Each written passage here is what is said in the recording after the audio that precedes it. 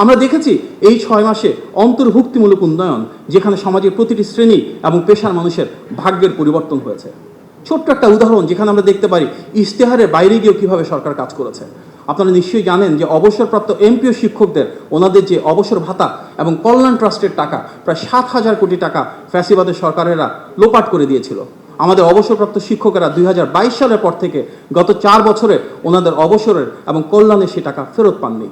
সেটা অবহিত হওয়ার পর মাননীয় প্রধানমন্ত্রী তাৎক্ষণিক সিদ্ধান্তে টাকার ব্যবস্থা করে দেন এবং আমরা এই গত 2 দিন আগে একটি অনুষ্ঠানের মাধ্যমে প্রাথমিকভাবে 2000 কোটি টাকা মাননীয় প্রধানমন্ত্রীর কাছ থেকে নিয়ে এবং আমাদের সেই সম্মানিত অবসরপ্রাপ্ত শিক্ষকদেরকে দিয়েছি। ফ্যাসিবাদের ভেঙে পড়া রাষ্ট্র কাঠামো পুনর্গঠনে এভাবেই প্রতিটি সেক্টরে যখন যেখানে সমস্যা দেখছি আমরা গভীর উপলব্ধির মাধ্যমে সেটি সমাধানের চেষ্টা করে যাচ্ছি। ইতিমধ্যে আমরা জানি যে শহীদ প্রেসিডেন্ট জিয়াউর রহমান যেভাবে দেশের প্রতিটি উপজেলায় স্বাস্থ্য কমপ্লেক্সে শয্যা বাড়িয়েছিলেন, দেশনেত্রী বেগম খালেদা জিয়া যেমন সেটিকে 50 উন্নত করেছিলেন, সেই ধারাবাহিকতায় মাননীয় প্রধানমন্ত্রী 101 শয্যায় দেশের প্রতিটি উপজেলা স্বাস্থ্য কমপ্লেক্সকে উন্নীত করার নির্দেশনা দিয়েছেন এবং সেটি কাজ শুরু হয়েছে। 151 সেটির কার্যকর রয়েছে।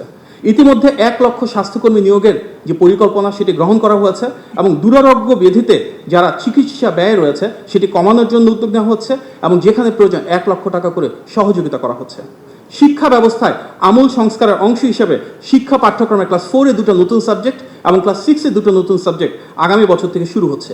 দেশের বিভিন্ন শিক্ষা প্রতিষ্ঠানে ফ্রি ওয়াইফাই, বাচ্চাদের জন্য স্কুল ড্রেস এবং ব্যাগ যেগুলো ক্লাস 1 থেকে শুরু হচ্ছে দেওয়া এবং প্রাইমারি গোল্ড কাপে 22 লক্ষ শিক্ষার্থী, 11 লক্ষ ছেলে এবং 11 লক্ষ মেয়ের অংশগ্রহণে ইতিমধ্যে একটা ক্রীড়া বিপ্লব সারা দেশ জুড়ে সংঘটিত হয়েছে। আমরা দেখেছি দেশের প্রতিটি শিক্ষা প্রতিষ্ঠান ক্লাস 6 থেকে 12 পর্যন্ত সেখানে ইনোভেশন আইডিয়া শোকেসিং কম্পিটিশন হয়েছে।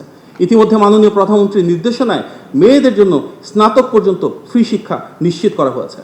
দেশ জুড়ে মিড ডে মিল কার্যক্রম পর্যায়ক্রমে দেওয়া শুরু হয়েছে।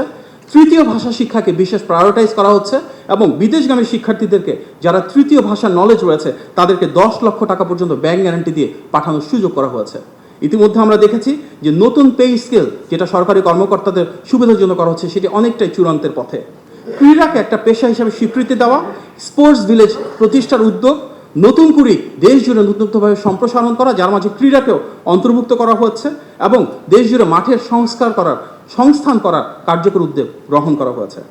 জুলাই জাদুঘর যার সাথে অনেক মানুষের আবেগ আকাঙ্ক্ষা রয়েছে সেটি একদিকে যেমন চালু করা হয়েছে, একই সাথে যারা শহীদ হয়েছেন জুলাই গণ অভ্যুত্থানে এবং প্রথম 15 বছরের ফ্যাসিবাদ বিরোধী আন্দোলনে সেই শহীদ পরিবারগুলোর পাশে থাকার জন্য সরকারি সহযোগিতার হাত সম্প্রসারণ করা হয়েছে। যারা আহত হয়েছেন দেশে এবং বিদেশে ওনাদের চিকিৎসা দেওয়া হচ্ছে। আমাদের যারা জাতির বীর সন্তান সেই খেতাবপ্রাপ্ত মুক্তিযোদ্ধাদের সম্মানই আরও বাড়ানো হয়েছে। ধর্মীয় অনুভূতির প্রতি সর্বোচ্চ সম্মান জানিয়ে হজের সুব্যবস্থাপনা করা হচ্ছে। বিমান ভাড়া সহ ব্যয় হ্রাসের জন্য উদ্যোগ নেওয়া হয়েছে। দেশ জুড়ে তারুণ্যের আকাঙ্ক্ষাকে ধারণ করে আরও বেশি উদ্যোক্তা কীভাবে তৈরি করা যায়, স্টার্ট আপ ইকোসিস্টেম কীভাবে করা যায়, ইনোভেশন গ্র্যান্ট কীভাবে তৈরি করা যায়, কীভাবে আমরা তাদেরকে সহজ শর্তে বিশেষত তরুণ এবং নারীদেরকে ঋণ দিতে পারি, ফ্রিল্যান্সার কার্ডের ব্যবস্থা করতে পারি, ইন্ডাস্ট্রি একাডেমি কোলাবোরেশন বাড়াতে পারি, প্রত্যেকটা এলাকায় লোকাল ইন্ডাস্ট্রির সাথে লোকাল এডুকেশন ইনস্টিটিউটে একটা ইকোসিস্টেম গড়ে তুলতে পারি, ওনাদের ট্রেনিং বাড়াতে পারি, স্কিল ডেভেলপমেন্ট করতে পারি, ক্যাপাসিটি বিল্ডিং করতে পারি। এগুলো নিয়ে সরকারের বিভিন্ন দপ্তরে বহুমুখী কার্যক্রম চালু রয়েছে। ইতিমধ্যে বন্ধ কলকারখানা চালুর জন্য আলাদা ফান্ড প্রোভাইড করা হয়েছে এবং শ্রম বান্ধব আইনের মাধ্যমে শ্রমিকদের পাশে থাকা হচ্ছে। চিনিকল, পাটকল সহ যারা ঐতিহ্যবাহিত যেসব প্রতিষ্ঠান রয়েছে বন্ধ হয়েছে সেগুলো ধারাবাহিকভাবে খোলার উদ্যোগ গ্রহণ করা হয়েছে। বিদেশে জনশক্তি রপ্তানি হয়েছিল বিএনপি সরকারের সময়, সেই ধারাকে ধারণ করে বর্তমানে কিভাবে শ্রম বাজার আরও উন্মুক্ত করা যায়, বিদেশে জনশক্তি রপ্তানিকে আরও ডাইভার্সিফাই করা যায়, কিভাবে বিদেশের ডিমান্ড এবং বাংলাদেশি স্কিলসের সাপ্লাইকে আমরা মার্চ করতে পারি, এগুলি নিয়ে নানামুখী কার্যক্রম চালু রয়েছে। সরকার ভেঙে পড়া যে অর্থনৈতিক কাঠামো পেয়েছে সেখানে প্রয়োজনীয় সংস্কারের কাজ ইতিমধ্যে ধরা হয়েছে, যার কারণে আমরা দেখেছি একটি জনবান্ধব বাজেট যেখানে ব্যবসা বাণিজ্যের সুযোগ বৃদ্ধি করা হয়েছে, যেখানে প্রয়োজন কর হ্রাস করা হয়েছে, আমানতকারীদের সুরক্ষা দেওয়া হয়েছে এবং বন্ডেড ওয়ারহাউস সুবিধা 100% এক্সপোর্ট ওরিয়েন্টেড প্রতিটি ইন্ডাস্ট্রির ক্ষেত্রে বাড়ানো হয়েছে। লাইসেন্সিং রিনিউয়ালকে সহজতর করা হয়েছে।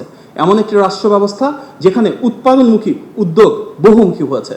মাননীয় প্রধানমন্ত্রীর নেতৃত্বে যেসব ইন্ডাস্ট্রির ক্ষেত্রে লোকাল সক্ষমতা রয়েছে সেখানে র ম্যাটেরিয়ালের ইম্পোর্টের প্রাইস কমানো হয়েছে এবং ফাইনাল প্রোডাক্টের ইম্পোর্ট প্রাইস বাড়ানো হয়েছে, যার মূল উদ্দেশ্য আমাদের অভ্যন্তরে যেসব জায়গাতে প্রোডাকশন করতে পারবো, ম্যানুফ্যাকচার করতে পারবো সেই প্রোডাক্টগুলোর জন্য সক্ষমতা আরও বাড়ে।